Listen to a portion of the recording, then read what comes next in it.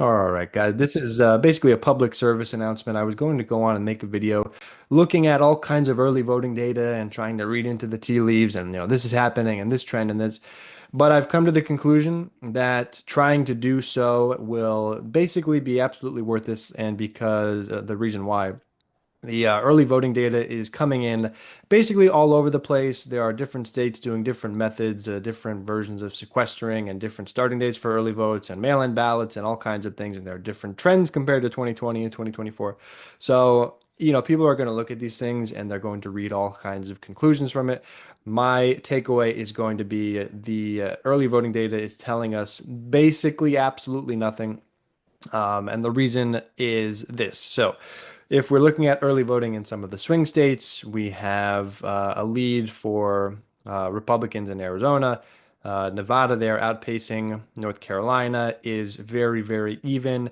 And in Pennsylvania, you see sort of a massive outlier of a situation with Democrats outpacing almost 2-1. And you're thinking to yourself, oh my goodness gracious, we are absolutely destroying the Republicans in Pennsylvania. That is wrapped up and we can go home now. But wait a second. What the heck is going on in New Jersey in the early person vote? Holy shit.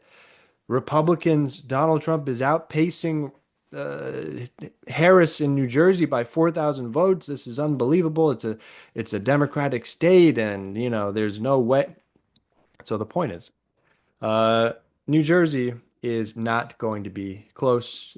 Basically, the polling there in New Jersey is nowhere near close for Trump. It's going to be plus 12 to plus 20, the eventual result in New Jersey. So the very fact that you have some early in-person voting coming out of New Jersey, and you would think that it's going to be leaning Democrat, well, it's actually leaning Republican so far doesn't tell us absolutely anything about what's going to happen on election day. Same thing with the Pennsylvania vote. This is going to absolutely close up as we get closer to and on election day.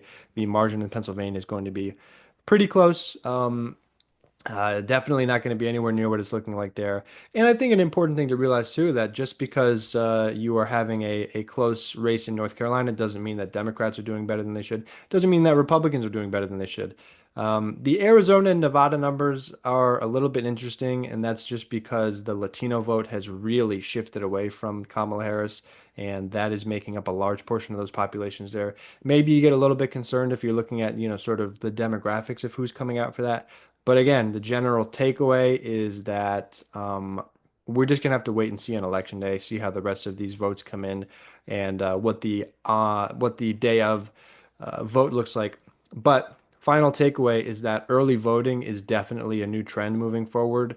We're gonna have our highest numbers of early voting ever. So I think that potentially just means that, a lot of the vote is going to be already checked in before election day, and you're going to have to take that into account. But yeah, that's the new trend. I had never voted early before. I did it for the first time this year, and I know a lot of other people that are doing the same. So getting it done, getting it over with before election day, before Tuesday, when you have other better things potentially to do. Um, so yeah, that's that. Early voting is happening. It means mostly nothing, and we will see what happens on and after the election.